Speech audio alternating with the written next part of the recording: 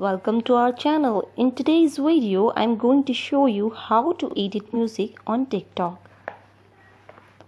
So first of all guys, we have to go on TikTok app. Once you've opened the app, then you have to hit on this plus button.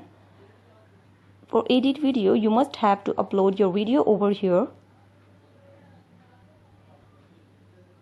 So guys, I've selected this video and now I'm going to hit on next.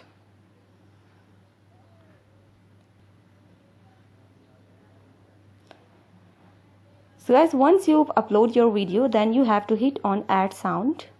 Select the recommended sound from here.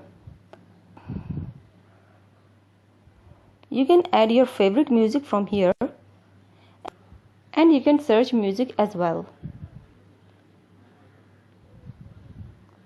Just write your music over here and hit on check mark.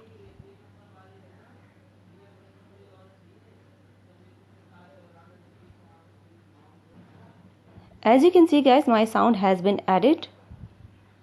I'm going to hit on next.